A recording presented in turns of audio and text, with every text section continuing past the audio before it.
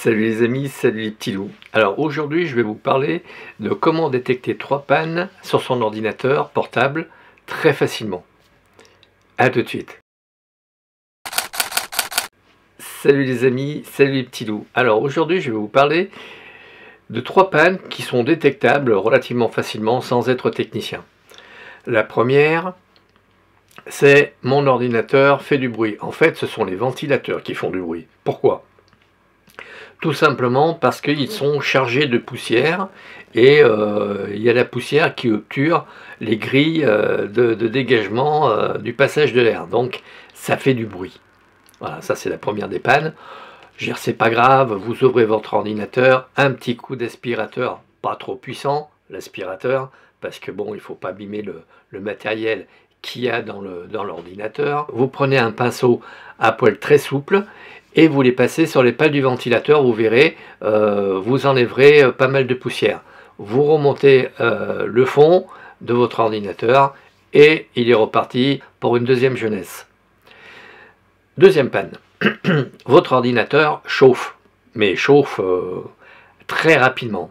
Et au bout d'un certain temps, une demi-heure, une heure, il plante, il s'éteint. Qu'est-ce donc ?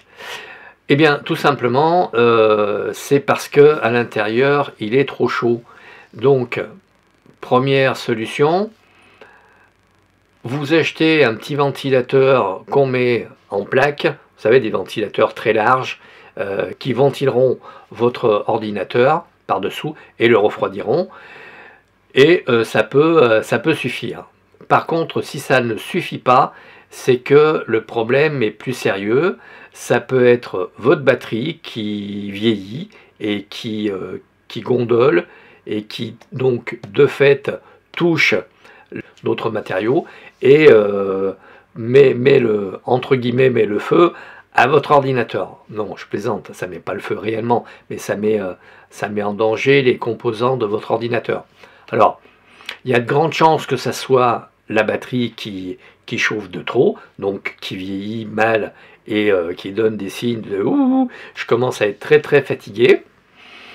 Ou alors, vous avez trop de poussière dans votre ordinateur qui empêche la ventilation de s'effectuer normalement, et donc on retrouve la première possibilité de réparer son ordinateur.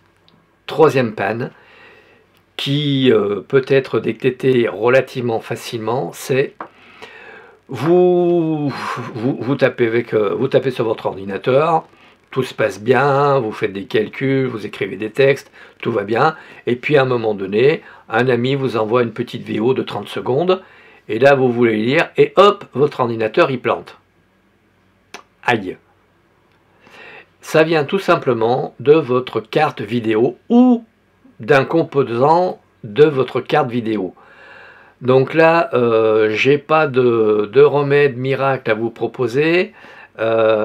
Personnellement, j'ai eu ce genre de petits soucis sur mon MacBook Pro. Mais bon, c'était un bug qui était répertorié par Apple et qui était pris en charge jusqu'à il y a 2-3 ans. Et nous sommes en 2020.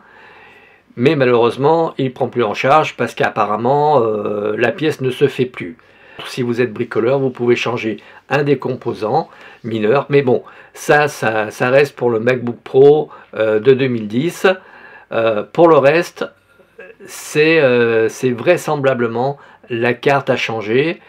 Et il y en a pour des sous. Alors, à voir si effectivement le jeu en vaut la chandelle. Parce qu'en général, une carte vidéo, ça coûte pour un portable entre 5 et 600 € minimum. À vous de voir si votre ordinateur est super gonflé et super boosté avec un disque dur SSD de 4 Tera avec 16 Go de mémoire vidéo. Dans ce cas, effectivement, ça vaut peut-être la peine de prolonger sa vie. Sinon, étudiez la possibilité d'acheter un autre ordinateur portable parce que le vôtre est en fin de vie. Voilà. Mes amis, je n'irai pas plus loin parce que bon, je n'ai pas vocation à être un réparateur et donc je vous donne ces 3 petits conseils pour détecter des pannes. Si ça vous a plu, likez, partagez, abonnez-vous, faites abonner. Et puis je vous dis à très vite dans une prochaine vidéo. Merci de votre écoute.